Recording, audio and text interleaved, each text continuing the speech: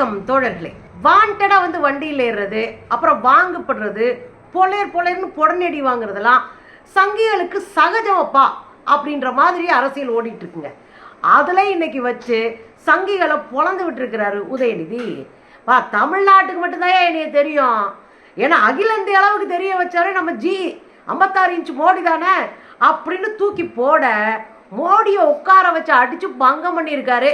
போற போக்கில் அப்படியே போயிட்டு இருக்கும் போது லெப்ட்ல கூட ரஜினிகாந்த் 2 தட்டி விட்டு போயிருக்கிறாரு. தமிழ்நாட்டில் தென்னிந்தியாவில் தான் இப்படின்னா வட இந்தியாவில் ஒன் மேன் ஆர்மியை வச்சு உரிச்சு தொங்க போட்டிருக்காரு மல்லிகார்ஜுன கார்கே. அது வேற லெவல் அடியா இருக்கு.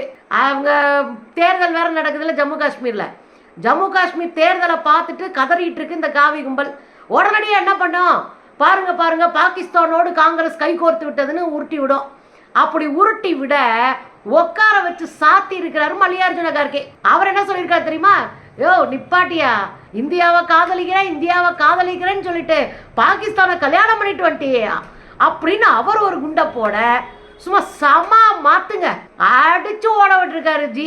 இதுதான் இன்னைக்கு நம்ம பேச வேண்டியது. தமிழ்நாட்டில் ஒரு புத்தக வெளியீட்டு விழா, அதுல பங்கெடுத்துக்கிறாரு நம்ம உதயநிதி ஸ்டாலின்.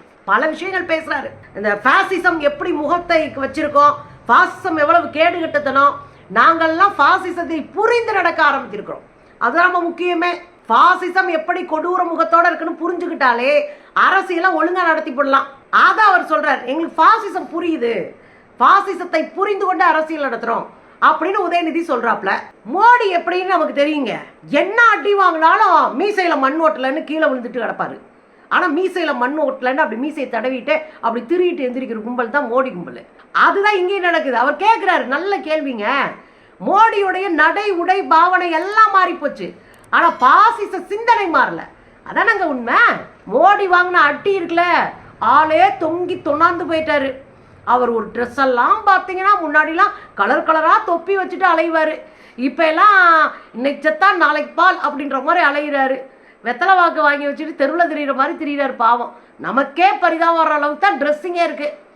அந்த மோடி ட்ரெஸ் எல்லாம் மாறி இருக்கலாம், ஏன்னா வாங்கின அடி அப்படி. முதல்ல எலெக்ஷன்ல ரிசல்ட் வர்ற அன்னைக்கு 4 சுற்றுல மண்ணை கவி இருக்காரு. அப்புறம் காலு கையில விழுந்து தேர்தல் ஆணையத்தை வச்சு அட்ஜஸ்ட்மெண்ட்ல தான் 1,50,000 வித்தியாசத்துல ஜெயிச்சதா ஒரு உருட்டி விட்டானுங்க. ஏன்னா உள்ளூருக்குள்ளேயே உதவாங்கினவர் ஜி. அதுக்கப்புறம் அவர் எப்படி மனசு அப்படியே தடப்படுத்திக்கிட்டு ட்ரெஸ் எல்லாம் மாட்டிக்கிட்டு அலப்பறை பண்ண முடியும்? அதனால அடக்கி வாசிக்கிறாரு. ட்ரெஸ்ஸும் இதெல்லாம் மாறலாம், ஆனா ஜி அந்த இந்துத்துவவாதம் இருக்குல்ல, அந்த பயங்கரவாதத்தனம் இருக்குல்ல, அதை இன்னும் மாத்திக்கல, பாசிச குணத்தை இன்னும் மாத்திக்கல. அதனாலதான் ஒரே நாடு ஒரே தேர்தல் திரும்ப ஒன்று தூக்கிட்டு வந்து நிக்கிறாப்ல. அப்புறம் வழக்கம் போல நம்ம அடிச்சு ஓட விட வேண்டியதான் மோடி கும்பலை. எனக்கு அதுல ரொம்ப பிடிச்ச ஒரு பாயிண்ட பேசியிருந்தாருங்க.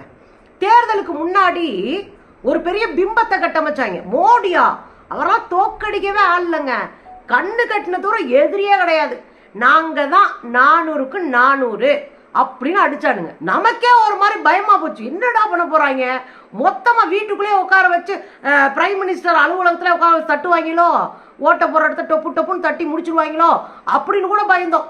அந்த அளவுக்கு அடிச்சு விட்டானுங்க. 400க்கு 400 அதெல்லாம் வேற லெவல்ல ஜெயிப்போன்னு. ஆனா உண்மை என்னவா போச்சு தெரியுங்களா? நீ எல்லாம் அவ்வளவுலாம் பெரிய ஆள் கிடையாது, உனக்கு சீனே கிடையாது, கிளம்பு காத்து வரட்டும் அப்படின்னு மோடியை கிளப்பி விட்ட பிறகுதான் தெரியுது 240 இடத்துக்கே முக்கி முணங்கிட்டாருங்க. வெறும் 240. ஒரு பெரும்பான்மை வர்றதுக்கே மனுஷன் திண்டாடி போயிட்டாருன்னா பாருங்களேன். எனக்கு போய் நிதிஷ்குமார் சந்திரபாபு உங்க காலில் விழுந்து கிடக்குறாருன்னா பாருங்க. இதான் மோடி, உடைக்க முடியாத பிம்பம்னு உருட்டி விட்ட மோடிய ஓங்கி மிதிச்சு ஓட விட்டு இருக்கிறாங்க இந்த தேர்தலில் மக்கள். அதை உதயநிதி ரொம்ப அழகா பேசுறதுதான் எனக்கு சந்தோஷமா இருந்துச்சு. ஏன்னா நம்ம கம்யூனிஸ்டுகளும் முற்போக்கு இயக்கங்களும் பேசிட்டு இருக்கோம், அதிகாரத்தில் இருப்பவர்கள் பேசணும். அதுவும் சனாதனத்தை பற்றி பேசணுன்னே நம்ம நான் யாரு, நம்ம ரம்மி ரவி என்னையெல்லாம் பேசிட்டே இருந்தவங்க இன்னைக்கு ஆளவே காணாமே. சனாதனத்தை பத்தி இப்பெல்லாம் பேசுறதே இல்லையோ, அவ்வளவுதானா, விட்டுட்டீங்களா, பயந்துட்டீங்களா அப்படின்னு உருட்டினாரு. அவர் என்னத்தை சொல்ல, அவருக்கு நம்ம ஊர் பாசையே புரியாது, நம்ம ஊர் மக்களுடைய அரசியும் புரியாது. அவர் வாடி தெருவில் திரிவாரு மிதி வாங்கிட்டு. அவர் புரியுற மாதிரி சொல்றனே, பாசிசத்தை ஒடுக்குறதுன்னா என்ன தெரியுமா? எங்களுக்கு கொடுக்கவே மாட்டோம்னு சொல்லி வச்சீங்கல்ல, அந்த கல்வியை மூல முடுக்கெல்லாம் கொண்டு போய் சேர்க்கிறது. பாசிசத்தை கருவறுக்கிறதுனா என்ன தெரியுமா? அதாவது சனாதனத்தை ஒழிக்கிறது அப்படின்னா என்னன்னு தெரியுமா? எங்க பிள்ளைகளை சொந்த காலில் நிக்க வைக்கிறது, பொருளாதாரமா தன்னிறைவு அடைய வைக்கிறது, சாதிக்கு எதிரான உணர்வை தோற்றுவிக்கிறது, மத வெறிக்கு எதிரான மக்களை ஒன்று திரட்டுவது. இதையெல்லாம் ஆல்ரெடி பக்காவா பிளான் போட்டு அடிச்சு நகர்த்திட்டு இருக்கோயா. வெளியே வந்து வாய் திறந்து சொன்னாதானா? இங்க ஆக்ஷன்ல போயிட்டு இருக்கு. அது தெரியாம அங்க உட்காந்து ரிட்டையர்டு பீஸ் உட்காந்து கதறிட்டு இருக்காருங்க ரம்மி ரவி. அப்படியே ஓரமா நிக்கணும். இந்த சனாதனத்தை பத்தி பேசணும் இல்லையா? அங்கதான் இடையில வர்றாரு யாரு, உதயநிதி. ஒரு கேள்வியை கேட்கிறாரு. என்ன கேள்வி கேட்கிறாரு? இந்த சனாதன்றது உள்ளூர்ல தாங்க பேசிட்டு இருந்தோம், நாங்க பாட்டுக்கு பேசினா தமிழ்நாட்டுக்குள்ள வரைதான் என்னையெல்லாம் அடையாளமே தெரியும். தமிழ்நாட்டுக்குள்ள மட்டுமே அடையாளம் தெரிஞ்ச என்ன இந்தியா முழுசும் கொண்டு போய் சேர்த்ததே நம்ம ஜி தாங்க. இந்த 56 இன்ச்சு மோடி இல்லைன்னா இந்தியா வரைக்கும், இந்தியாவினுடைய மூளை முடுக்கு வரையும் என்னெல்லாம் அடையாளம் தெரியுமாங்க? கொண்டு போய் ஜி தாங்க சேர்த்தாரு. அப்படிப்பட்ட மனுஷங்கன்னு ஒரு அடி விட்டுருக்காரு. உண்மை தாங்க. தமிழ்நாட்டினுடைய அரசியலை இந்தியாவினுடைய மூளை முடுக்கெல்லாம் கொண்டு போறோம்னா எதையாவது கொண்டு போய் சேர்ப்போம்னு பகுத்தறிவு பிரச்சாரத்தை தன்னை அறியாம கொண்டு போய் ஒரு கும்பல் சேர்த்துட்டு இருக்கு. அதுதான் அவங்க தளபதியும் கூட போங்கடா அப்படின்னு விட்டாச்சு. இதுல இன்னொரு விஷயம் என்னன்னா, லெப்ட்ல தட்டிருக்காப்ல யார, நம்ம ரஜினிகாந்த் ஜிய. அவர் வாட்டுக்கு ஏர்போர்ட்டுக்கு போறாரு. இந்த பத்திரிகைக்காரங்க சும்மா இருக்க மாட்டாங்க. போய் நின்றுட்டு அவர்கிட்ட உதயநிதி துணை முதல்வராக போறாராம்ல. ஏற்கனவே அவர் எதையா சொல்லி சிக்கி சீரழிவாரு. அவர் சூதானமா இருக்காரு, சுதாரிப்பா இருக்காரு. அவர் சொல்லிட்டாரு, இங்க பாருங்க அரசியல் பத்தி எல்லாம் கேள்வி என்கிட்ட கேட்காதீங்க அப்படின்னு டென்ஷன் ஆகிருக்கிறாரு. அதை எப்படி போட்டிருக்காங்க? உதயநிதி துணை முதலமைச்சர் ஆகிறார். காண்டான கடுப்பான ரஜினிகாந்த், ஆவேசமடைந்தார் ரஜினிகாந்த். இப்படி தலைப்பை போட்டு விட்டு மக்களை பார்க்க வைக்கிறது. கடைசியில் உள்ள போனா ஒண்ணுமே இருக்க மாட்டேங்குது. மேடையில் சொல்லி சிரிக்கிறாப்புல உதயநிதி. சொல்லிட்டு, ஏங்க ரோட்ல போறவங்க வரவங்கலாம் போய் கேட்டுக்கிட்டு இருக்கீங்க உதயநிதி துணை முதலமைச்சர் ஆவாரா அப்படின்னு. ரொம்ப அசிங்கமா போச்சு குமார். ஏன்னு கேட்குறீங்களா? பாவம் ரஜினிகாந்த் தான் கேட்டாங்க. இவர் வாட்டுக்கு டப்புன்னு ரோட்ல போறவங்க வரவங்கலாம் கேட்குறாங்க அப்படின்னு சொல்லிவிட்டாரு. ரஜினி மனசுல வச்சுக்கிற மாட்டாரு. இந்த நாள் அவர் வாங்காத அடியா இதெல்லாம் அவர் தாங்கி அவரே இது பண்ணிக்குவாரு. ரோட்ல போறவங்க வரவங்கலாம் ஏயா போய் துணை முதலமைச்சர்னு கேட்குறீங்க? வந்து அது முதலமைச்சர் கையில இருக்கு. அவர் பேசுவாரு, அவர் செய்யலாம் செய்வாரு. இது நம்ம கையில எங்க இருக்கு? பாவம் அவர் ஷூட்டிங் போறவரை சும்மா விடுங்கய்யா அப்படின்னு போற போக்குல லெப்ட்ல ஒரு தட்டு தட்டிட்டு போயிருக்கிறாரு. பாவம் ரஜினி ஷூட்டிங் போவாரா இல்லை இவங்க கிட்ட வந்து உட்காந்து சண்டை போடுவாரே தெரியல. பாவம் நொந்து போய் கிடக்குறாரு. இதான் இப்படி இருக்கும்போது ஜம்மு காஷ்மீர் பக்கத்துல இன்னைக்கு 2வது கட்ட தேர்தல் நடந்துட்டு இருக்குங்க. 2வது கட்ட தேர்தல் நடந்துட்டு இருக்கும்போது அங்க மிகப்பெரிய பிரச்சாரத்தை செய்யறாங்க. காங்கிரஸ் எப்பவுமே இங்க பாகிஸ்தானோட தொடர்புல இருக்கு, காங்கிரஸும் பாகிஸ்தானும் நட்புல இருக்கு, காங்கிரஸோடைய கூட்டணியில தான் பாகிஸ்தானும் இங்க வந்து பயங்கரவாத செயல்லாம் செய்யுது, காங்கிரஸ் இந்த நாட்டோடைய விரோதி அப்படிலாம் அடிச்சு விடுறாங்க.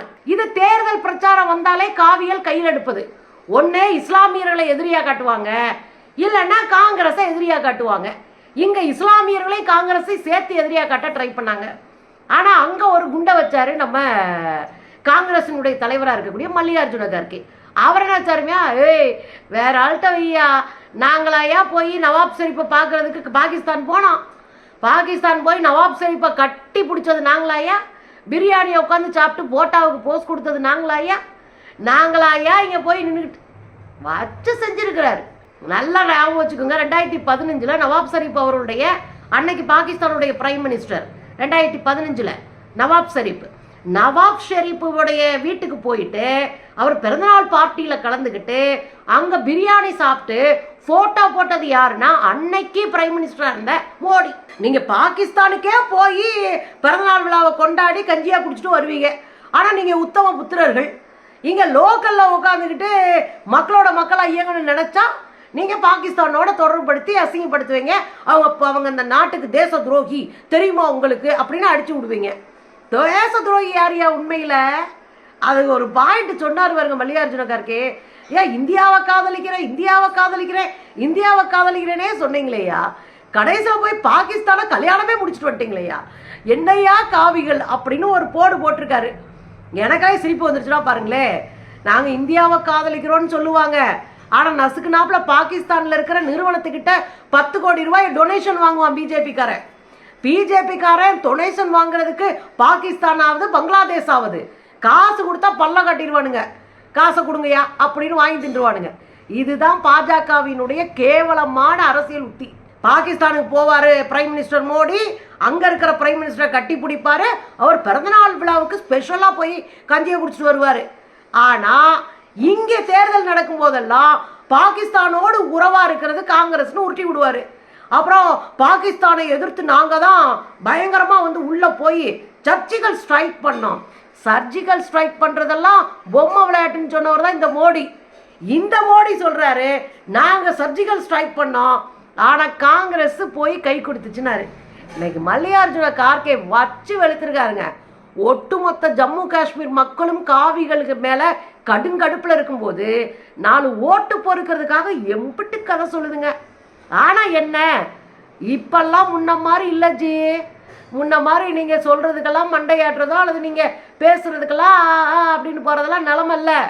அடித்து ஓட விடணும்னு முடிவு பண்ணியாச்சு, இறங்கியாச்சு களத்தில். நீங்கள் தான் ஜூதானமாக இருந்துக்கணும்.